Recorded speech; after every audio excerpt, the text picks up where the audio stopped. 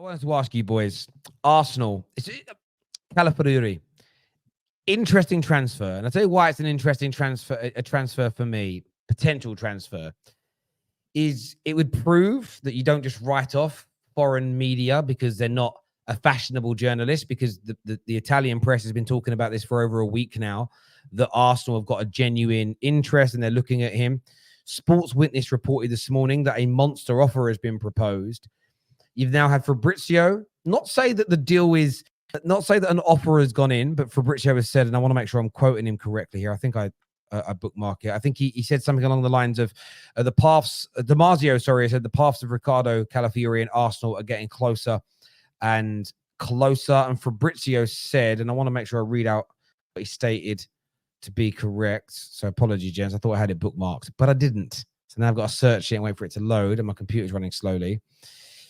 He stated that Arsenal have presented a long-term proposal to Calafiori after interest revealed last week, and he understands that the player is open to joining them.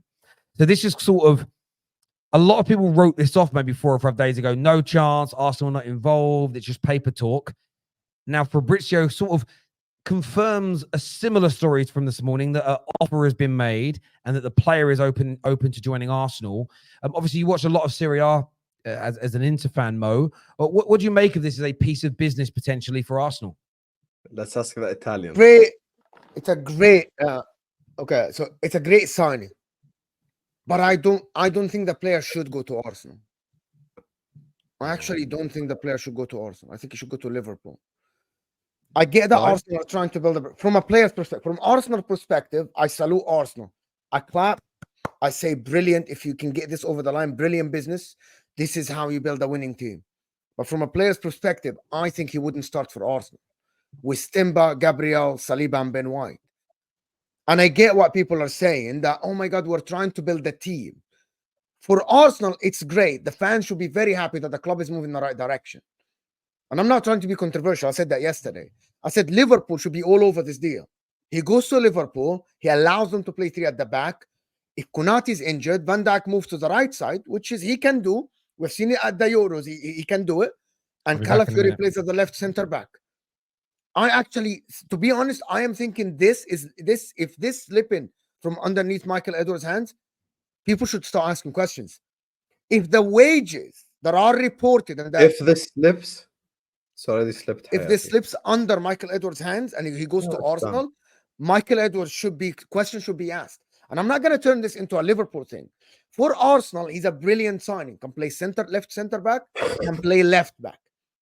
This is Arsenal. So from Arsenal's perspective, this is Arsenal moving like, okay, now we are going to the ready players. This guy helped Bologna get to the Champions League for the first time, right? So he is, as you saw in the Euros, every time I watched this guy, he looked brilliant at Bologna. When they played Juventus, when they played Inter, he looked absolutely fantastic. So for Arsenal, it's a brilliant piece of business, right? It's a brilliant piece of business for Arsenal. But Liverpool have to be looking at themselves, and the fans are saying, Michael Edwards this, Michael Edwards that. Why aren't Liverpool all over this deal? And also, the wages that are reported are very small, are less than 100K a week. Why aren't Liverpool moving for this guy? I don't know. Arsenal, if they can get this over the line for 50 million euros, as reported this morning, and less than 100K a week, this is a fantastic and a brilliant signing. Now Arsenal are moving like Man City. They're getting ready-made players to be benched for them. But But who told you Calafiori will be benched? That's the part I don't get. Where is he going to start? They play 4 center backs. They don't play 1. There is Timber, Ben White, Gabriel, Saliba. Where would he start? Left back. And Timber? I don't think Timber is a guarantee. Timber and Ben White can fight for the right back position. I think left back is where Calafiori starts. You put Saliba and Gabriel. You spun my head. What do you mean? No, Timber and Ben White can fight for the right back position. Why should it be guaranteed? Timber was out all year, all the time last year as well. Why are you acting like he's a guaranteed? You know, he's gonna play and he's gonna cook and all this. We don't know that yet.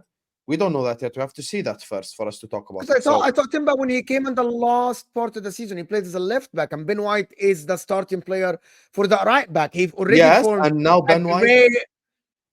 Yes, and now Ben White and Timber can fight for who starts right back. Bro, Ben Left- White already formed that union with Saka and Odegaard on that side and Saliba. I No, thought what that would be a union? difference. Playing 3 games is not union, Mo. 3 Have some games. shit. Bro, they played 2 seasons together. These 4 players.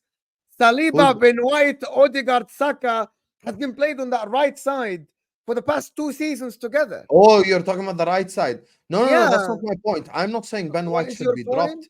I'm saying him and Timber are going to fight for that spot. I think Calafiori, if I'm in Calafiori's position, I'm going Arsenal because the continuity, the sustainability, the fact that they've challenged for a title race in 2 years, the fact that Liverpool are extremely unserious. We are the smallest big club in the transfer window ever known to mankind. It's funny because, Mo's saying, oh, Michael Edwards should be all over this deal. I was talking about Calafiori, Mo can vouch, and Terry before this Euros thing happened, before any of that happened. Listen, Liverpool don't win transfer sagas. Liverpool don't win transfer wars. If 2 clubs are in for a player, it's very rare that they end up choosing us. And I think one of the main attractions for Liverpool was the fact that Jurgen Klopp was manager. Now that Jurgen Klopp is no longer manager, I think we find it even more difficult to attract players, in my honest opinion.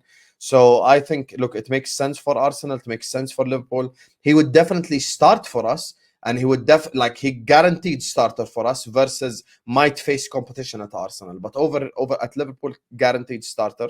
And I would take him tomorrow happily. I've been shouting at Liverpool fans who still say the same typical crap every single summer. Oh my God, wait till the transfer window is closed. And then when the transfer window closes, just get behind the lads. There's nothing we can do about it now. It's just the typical same old crap for the last 3 years. Everyone knows in the summer, it's more Hussam versus Liverpool fans than anyone else, to be fair. So, yeah, I'd sign him tomorrow, happily. You're on mute, Terry. We can't hear you. So I had some news that came through. Look, personal news that is. So look, I think Calafiori is an interesting talent. I didn't know too much about him before the Euros. Very aware of that. I thought he's been excellent at the Euros. It's still then about doing your research, and I don't just mean watching compilations. I don't just mean looking at Wisecout. It's important to read reports on him, what professionals have said, and it's important to go back and read them from not what people are saying now. Go back 6 months, go back 9 months, go back a year, because the predictions within those scouting reports and then what he is now doing and producing are such a key indicator to somebody's development and their ability. If people now are like, oh, wow, he could be the next big thing.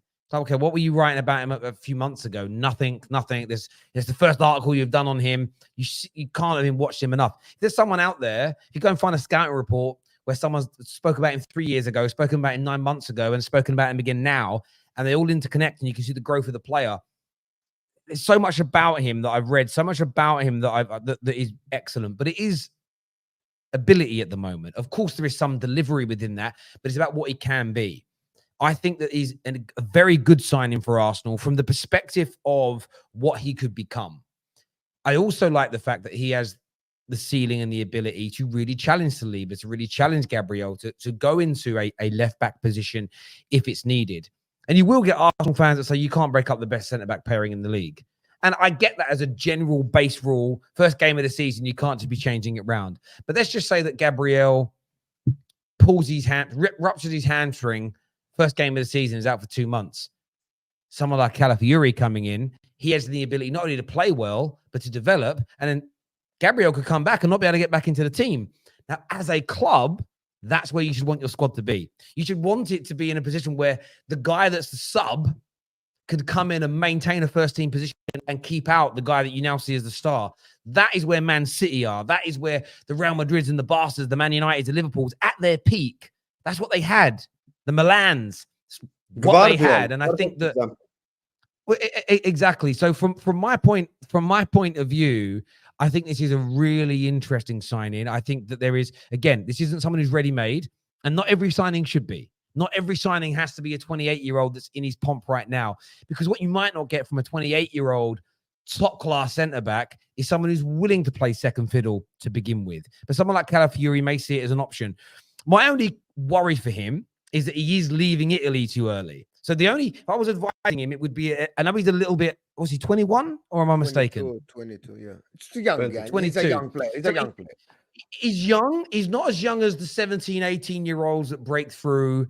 You know, the João Felixes of this world, the Renato Sanchez's that moved on too early. He is that little bit older. He's moving towards his mid-20s. So he's got far better chance of handling it now. It's not about being Premier League proven. It's about the age you are, moving countries, moving cultures, your life. Because it's definitely going to be different moving from where he lives now in Italy to London, if indeed that deal goes through. But what's also very interesting about this is don't rule out Chelsea, because Chelsea are interested and Chelsea are also monitoring him. And I had a feeling, and this is something I've been wrong about, that I didn't think he would leave. And he may still stay, but I didn't think he would leave. The story now is that he's open to joining Arsenal. I believe he'll be open to joining Chelsea as well. I don't believe it'll be an exclusive thing to Arsenal. And we know what Chelsea do in these battles, don't we, Sam? They do it. So I would say watch out for Chelsea in this as well. And I think both